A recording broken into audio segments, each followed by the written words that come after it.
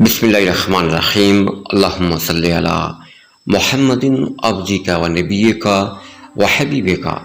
و رسولک النبی الامی و علی آلہ و صحبہ و بارک وسلم۔ امام حسن مجتبی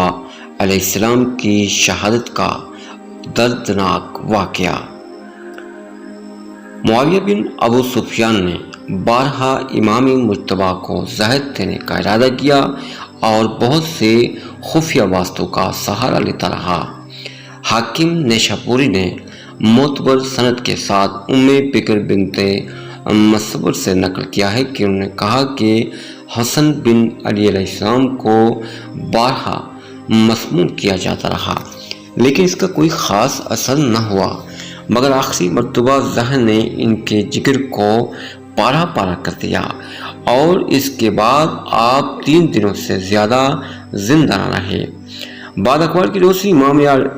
حسن علیہ السلام کو شہادت سے قبل کئی مرتبہ زہر دیا گیا، مگر سازش کامیاب نہ ہو سکی۔ یعقوبی لکھتا ہے کہ امام حسن نے موت کے وقت اپنے بھائی امام حسین علیہ السلام سے فرمایا،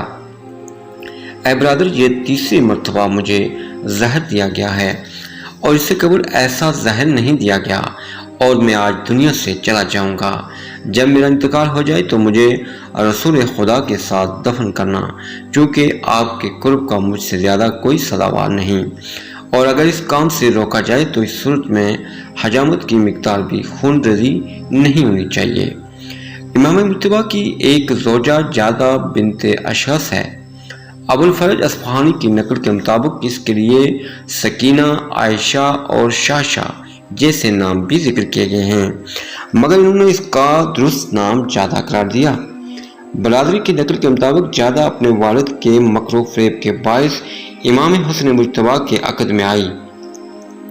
امام مجتبی کی شہادت کے واقعے کا صحیح اور مشہور قول یہ ہے کہ معاویہ بن ابو سفیان نے بہت زیادہ مال و دولت اور یزید کے ساتھ شادی کا جھانسا دے کر اسے لالچ دیا کہ امام حسن علیہ السلام کو زہر دے، اور اس نے یہ کام کر دیا، جس کی وجہ سے امام شہید ہوئے۔ تبریسی کی روایت کے مطابق معاویہ بن ابو سفیان نے جادہ کو زہر بھجوایا تھا۔ سخاوی کی ابن عبد البر سے منقول روایت کے مطابق جادہ نے امام حسن کے ساتھ کینہ رکھنے کی وجہ سے انہیں زہر دیا، اور امام علی کے خاندان سے دشمنی اس کے گھر والوں میں بھی موجود تھی، جیسا کہ ایک روایت میں ہے کہ امام صادق علیہ السلام نے بھی اس کی طرف اشارہ کیا۔ آپ نے فرمایا کہ اشعث نے امیر المومنین کے خون میں شرکت کی، اس کی بیٹی جادہ نے امام حسن کو زہر دیا، اور اس کے بیٹے محمد بن اشعث نے خون حسین میں شرکت کی۔ روایت میں آیا ہے کہ جب قریش کا جادہ کی اولاد کے ساتھ تنازع ہوا تو وہ انہیں بنی مسمہ الازواج یعنی شوہر کو زہر دینے والی کی اولاد کہہ کر مخاطب کر رہے تھے۔ البتہ کچھ غیر شیعہ معتبر کتب میں بیماری کے زیر اثر امام حسن کی طبیعت موت کی بات بھی کی گئی، جو اکثر بالکل قریب با اتفاق دیگر تاریخی و حدیثی منابع سے متعارض ہے۔ دوسری طرف سے ایسی روایات بھی موجود ہیں کہ جن میں تمام ائمہ کی زندگی کا اختتام شہادت اور غیر طبیعی موت پر بیان کیا گیا۔ امام حسن سے منقول ہے کہ فرمایا، ہم ائمہ میں سے کوئی نہیں ہے مگر یہ کہ اسے قتل کیا گیا یا پھر زہر دیا گیا۔ شیخ صدوق اباسلط حلبی سے نقل کرتے ہوئے کہتے ہیں کہ میں نے امام رضا علیہ السلام سے سنا کہ فرمایا، واللہ ما منا الا مقتول شہید، خدا کی قسم ہم میں سے کوئی ایک ایسا نہیں ہے جسے قتل و شہید نہ کیا گیا ہو۔ زہر کارگر ہونے کے بعد معاویہ نے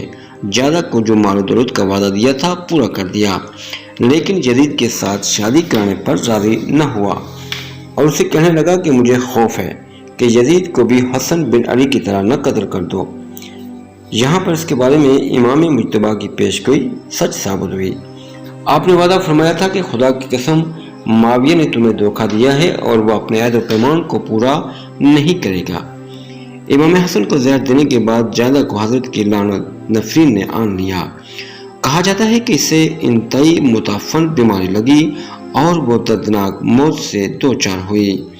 مورخین اور علماء مسلمین میں مشہور ہے کہ امام مجتبی کی معاویہ کی جانب سے زیادہ کے ذریعے دیے گئے زہر کی وجہ سے 28 صفر بروز جمعرات سن 50 ہجری کو 48 کے سن میں شہید ہوئے، جیسا کہ شیخ مفید اور عظیم مفسر شیخ طبری نے اس کی تصریح کی۔ امام حسن کی تاریخ شہادت اور عمر مبارک کے حوالے سے شیعہ اور اہل سنت روایات میں بہت اختلاف ہے، کہ جن میں سے زیادہ نمایاں اقوال 47 سال کے سن مبارک میں بمطابق آخری ماہ صفر سن 49 ہجری، دوسرا 47 یا 48 کے سن مبارک میں بمطابق 7 صفر 49 ہجری، تیسرا قول ہے کہ 47 یا 48 کے سن مبارک میں بمطابق 28 صفر 49 یا 50 ہجری،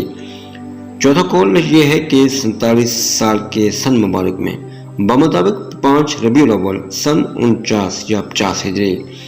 جیسا کہ ہمیں معلوم ہے کہ اس بارے میں مشہور ترین اقوال وہی قول دوم اور سوم ہیں، ان میں سے ضعیف ترین قول 5واں ہے، جبکہ سن مبارک کے اعتبار سے مشہور ترین قول 48 سال کے سن مبارک کا ہے، جیسا کہ علامہ مجلسی اور شیخ مفید نے بھی اس کو نقل کیا۔ اس طرح کتاب منتخب التواریخ کے مصنف کہتے ہیں کہ اس عمل میں اختلاف نہیں کہ امام حسن کی وفات جمعرات کے دن ہوئی۔ امام مجتبی کی شہادت معاویہ کی سازش اور اس کی جانب سے بجگائے گئے زہر کی وجہ سے ہوئی، یہ امر تاریخ اور شیعہ سنی کے متواترات میں سے ہے، اس میں کوئی شک و تردید نہیں ہے۔ اسی طرح معتبر تاریخی کتب کے مطابق معاویہ نے امام مجتبی کی زندگی کے دوران یزید کو اپنا ولی عہد اور جانشین بنانے کا ارادہ کر لیا تھا، حالانکہ اس نے یہ عہد کیا تھا کہ ولی عہد مقرر نہیں کرے گا اور اپنے بعد خلافت امام حسن کے سپرد کر دے گا۔ یزید کے لیے لوگوں سے بیعت لینے کے راستے معاویہ کے سامنے سب سے بڑی رکاوٹ امام حسن مجتبی کا وجود تھا۔ معروف مورخ ابو الفرج اصفہانی لکھتے ہیں کہ معاویہ چاہتا تھا کہ اپنے بیٹے یزید کے لیے لوگوں سے بیعت لے، لیکن امام حسن اور سعد بن ابی وقاص کا وجود اس کے لیے مشکل ساز تھا،